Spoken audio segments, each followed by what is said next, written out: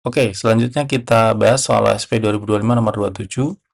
Andai kita hanya memperhitungkan efek dari Jupiter pada pergeseran posisi matahari ketika saling mengitari titik pusat massa matahari Jupiter, titik pusat massa sistem matahari Jupiter ini adalah kurang lebih 1 kali radius matahari dari pusat matahari. Oke.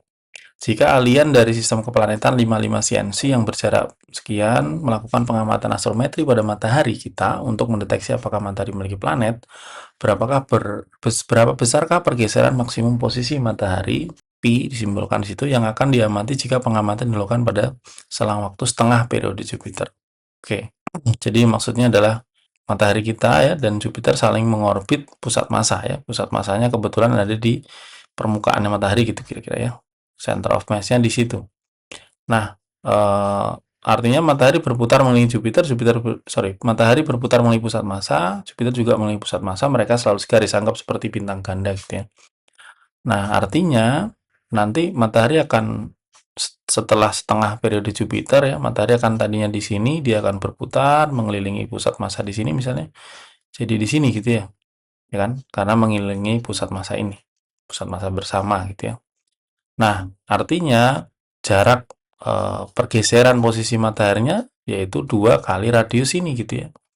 Dan ini yang perlu diamati menggunakan astrometri gitu ya. Kelihatan nggak bergeser itu gitu ya relatif terhadap bintang-bintang latar kalau misalnya kita ngamati di sana. Nah, artinya pi yang dimaksud tuh si 2 kali radius ini gitu ya. Jadi pi sudut yang pergeseran maksimumnya adalah 2 kali radius mataharinya ya dibagi jarak gitu aja. Seperti ngitung diameter sudut.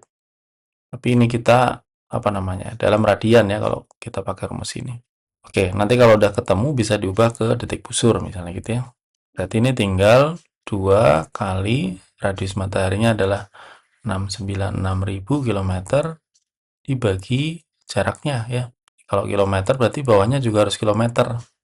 Di situ dibilang jaraknya 12,34 parsec, berarti ini 12,34 kali 206.265 biar jadi SA, kemudian kali 1,496 kali 10 pangkat 8 km ya, biar jadi kilometer.